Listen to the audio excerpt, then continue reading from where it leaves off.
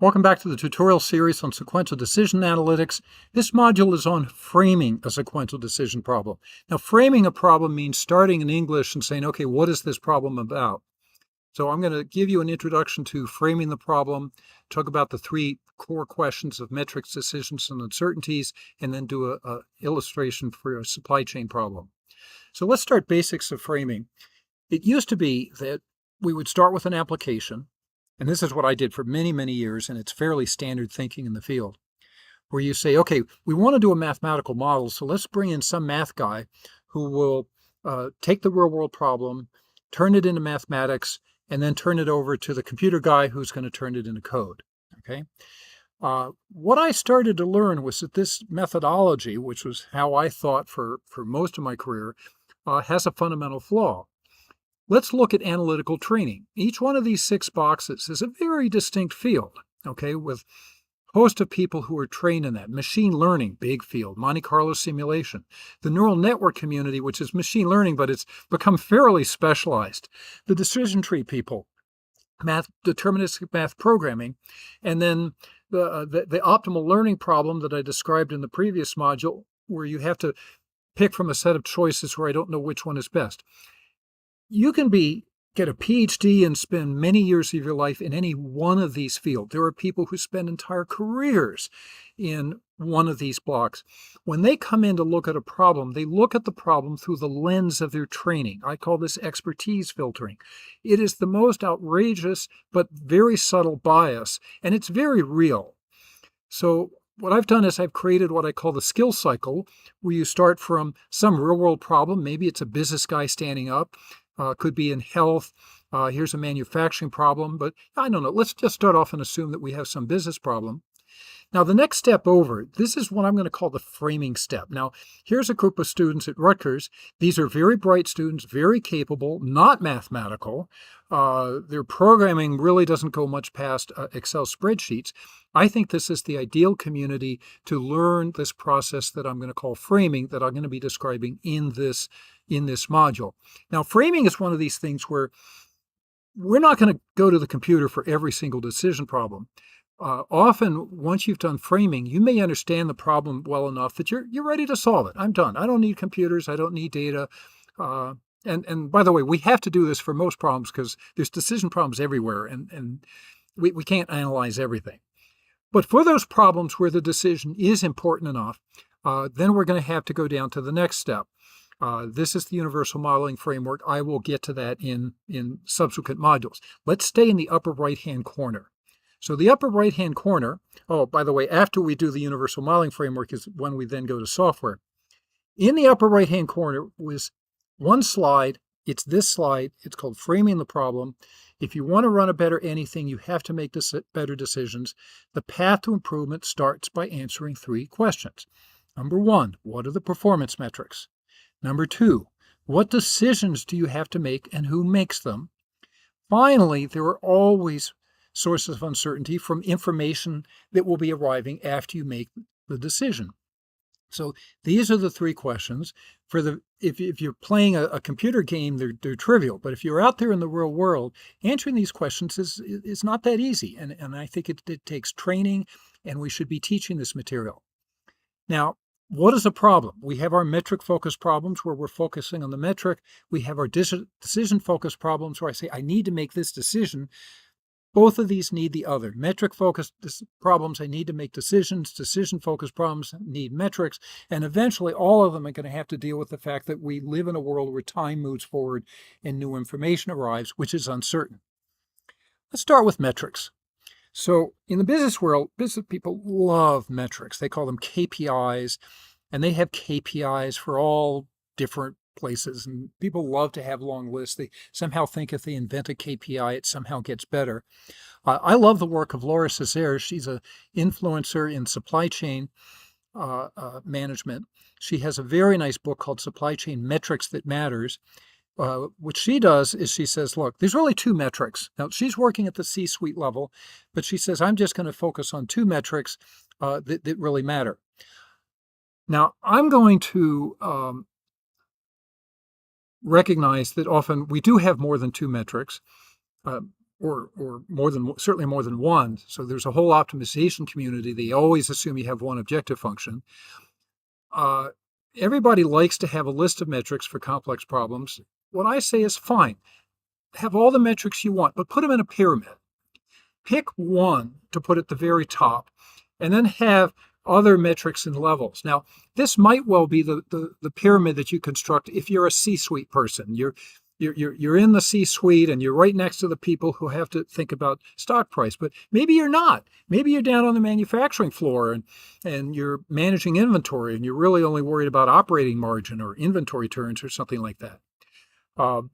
Here's manufacturing. Manufacturing is all about unit cost. What is my unit cost? Because the revenue, that's somebody else's job.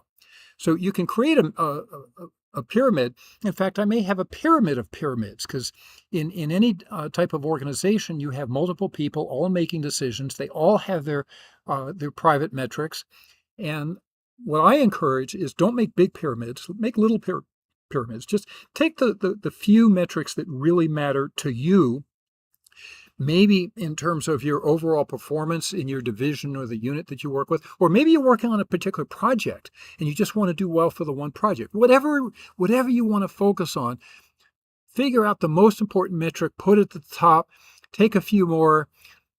I think generally it's better to not have too big of a list, but prioritize them in a pyramid. Now, metrics, there's a whole bunch of different types of metrics. Here's a list of 7 categories. I'm not going to claim that these are comprehensive. Number 1 is financial metrics. There can be many dozens of financial metrics, but there's productivity metrics and how well the treatment works and how well you're servicing your customers and so on and so forth. Now, when you evaluate metrics, there's 2 sort of perspectives. One is how well do things work on average? What is your profit per month? What's the cost per unit? What's your drug success rate? And then there's risk. Now, risk has to do with events that aren't captured by averages. These are things that are exceptional events that, we realize that on average, there's good days and bad days, and they average out, and we can juggle our performance. And then there's the events that don't average out. A massive storm that knocks out your entire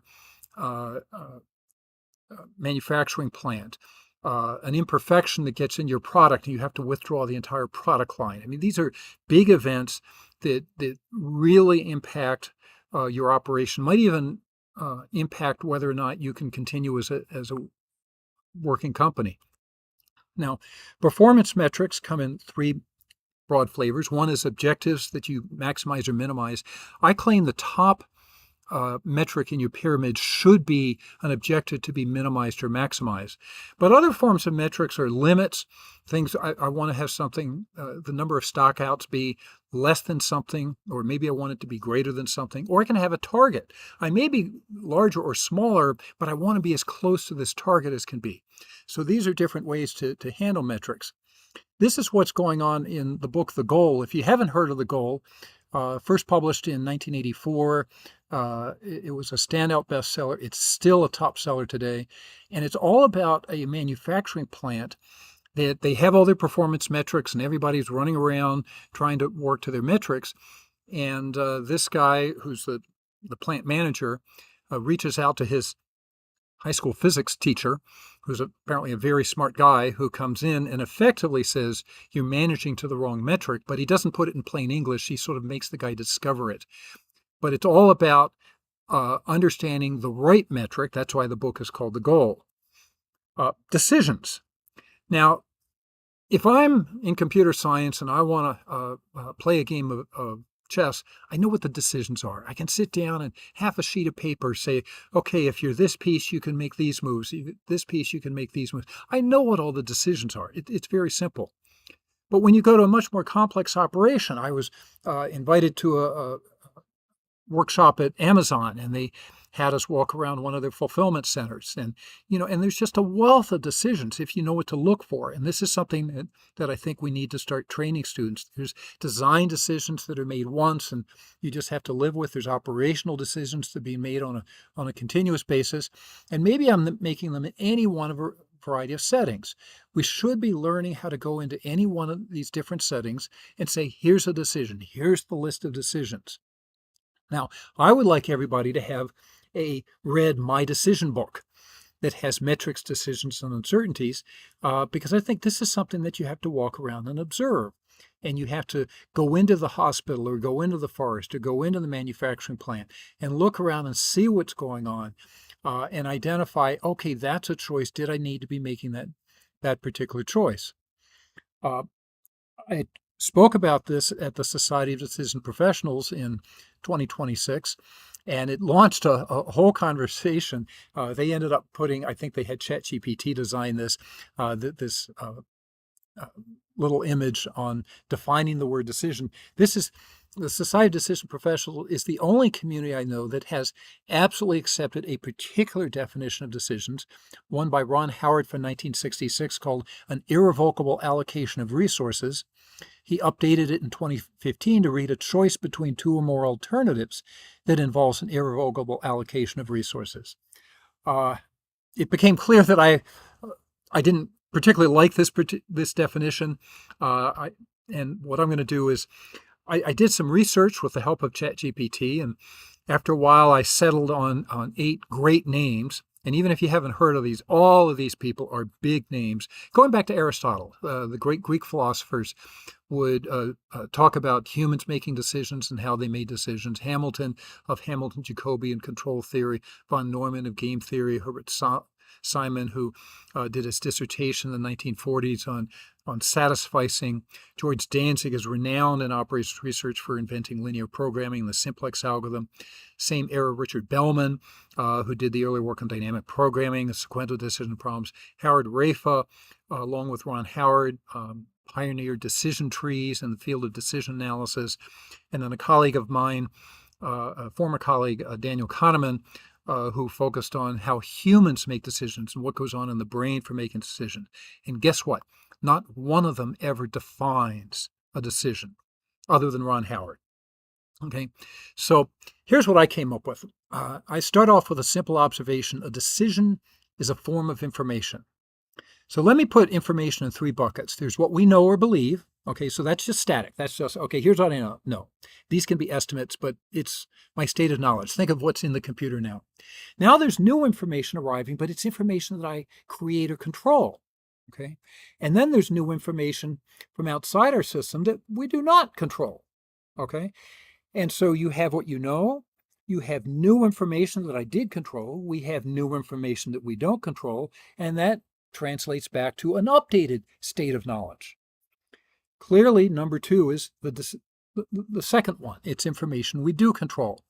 So I gave it the fancy name, an endogenously controllable information class, because of all the different types of information or classes of information. These are the classes that I do control, or more simply, information we control. Now, there's a lot of different words for decision, and you have to be aware, because if you go up to somebody and say, what decisions do you make? Get ready for receiving a blank stare. So this word decision comes in many flavors in the English language, and pulling it out and identifying what we control is not as easy as it looks like. Now, so far I've come up with 9, actually my website is up to 10 different types of decisions, and these different types of decisions are different categories or classifications, and the goal is to use this to help guide the process of saying, okay, what are all the different types? Because am I considering all the different types of decisions as opposed to just pulling out of thin air what I think I decide?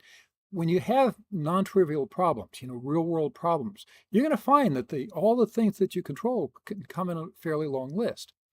Now, I love this set of commercials from the 1970s for V8 vegetable juice.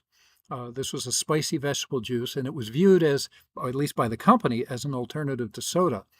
Now, what they realized was after they launched the juice, they had a whole lot of people out there who just automatically picked up a soda can. And they didn't realize that by picking up the soda can, they had made a choice, and that they could have made a different choice. And if you go to YouTube, you can find, just say, I could have had a V8, and there's a whole pile of these commercials. And they always have somebody hitting their head and going, I could have had a V8. And what this brilliant set of commercials was doing was highlighting it's a choice. You're making a choice. And people do this all the time where they make a choice and don't realize it. So what I'm trying to do is to raise the visibility of these choices. Now, who makes the decision is very important, if you're in a company, this could be the CEO or the C-suite. It could be managers, suppliers, customers, competitors, you. This could be a scientist in the lab. It could be a doctor in the doctor's office. So there's a lot of different people making decisions. We have to understand, for example, in a medical situation, you can have a doctor and a patient.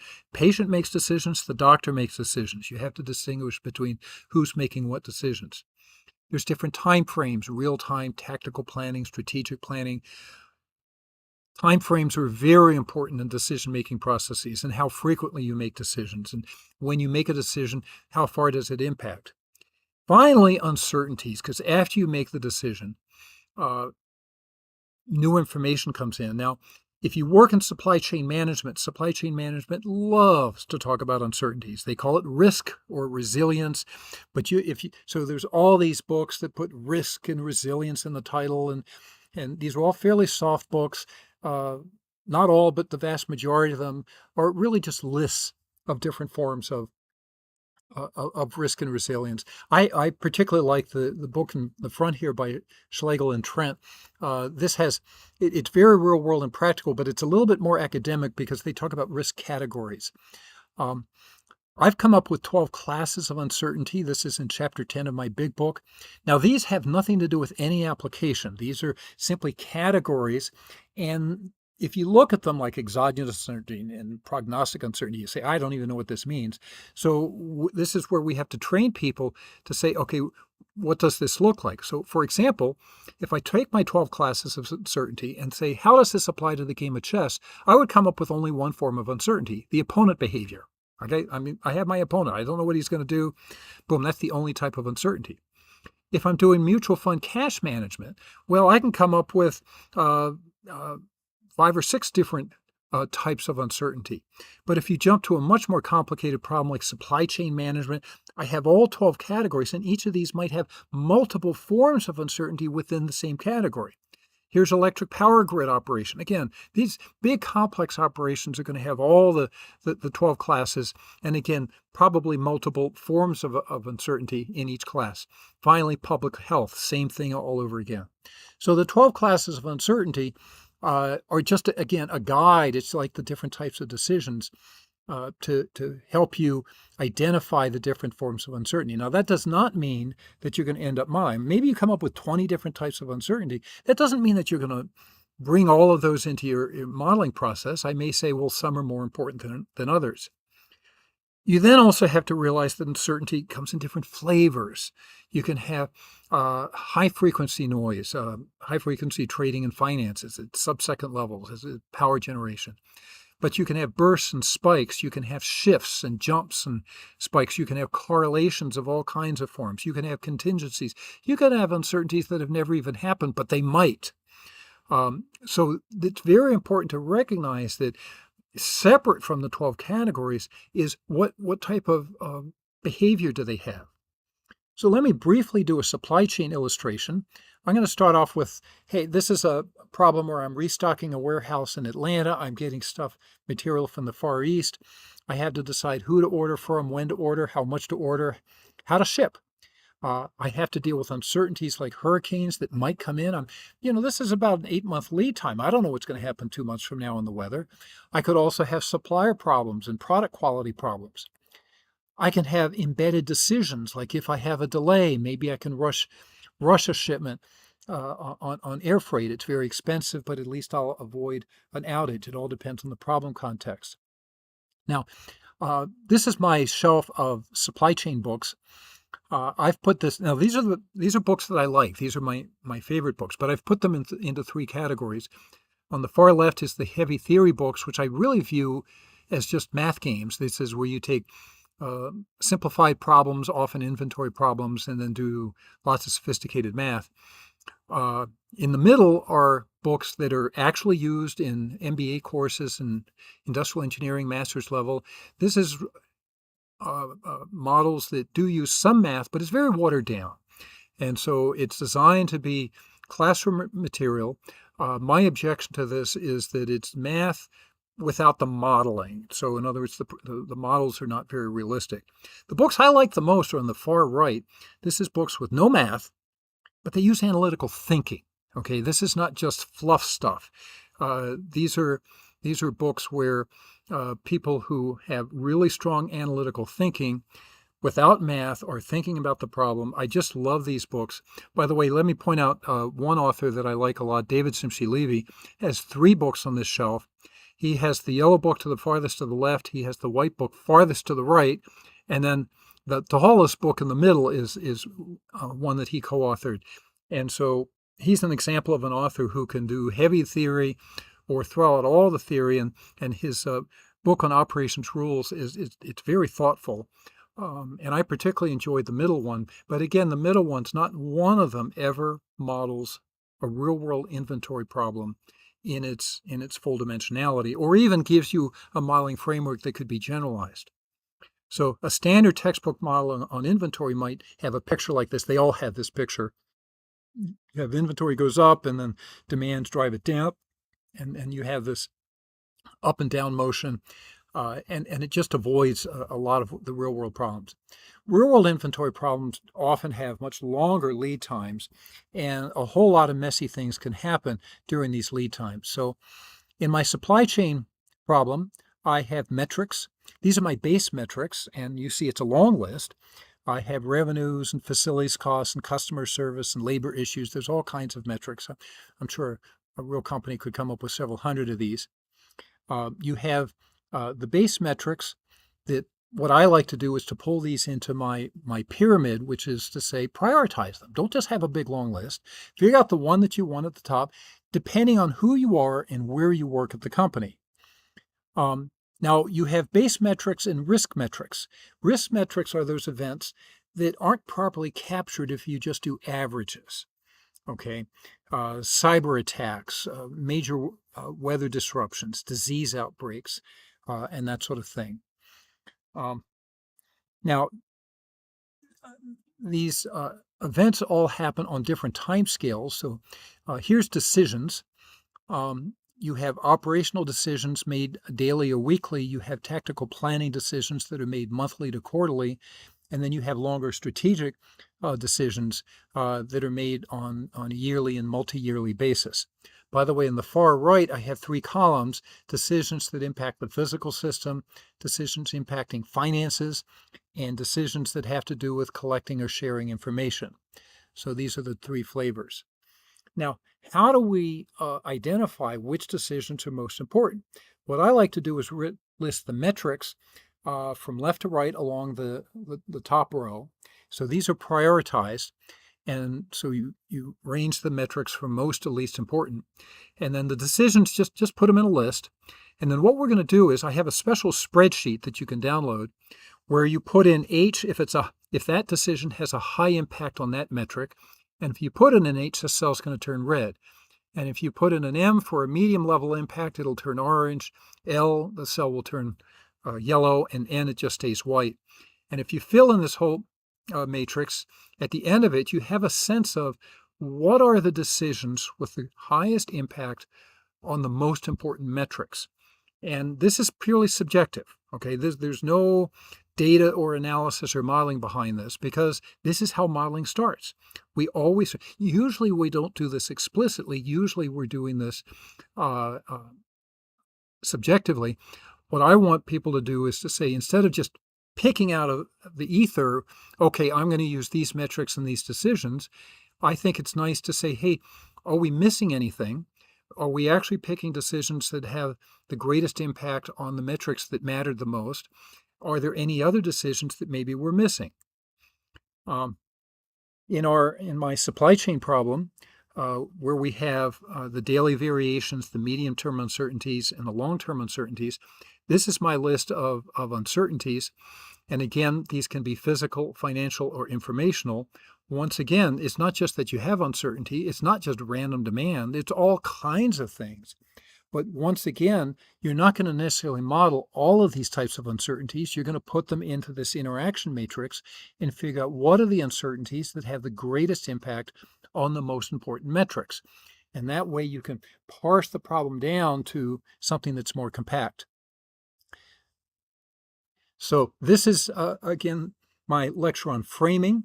Notice that I didn't do any math. At the end of it, we've pulled out the most important metrics, the most important decisions, and the most important uncertainties, all in English. Now we're ready to start modeling a problem.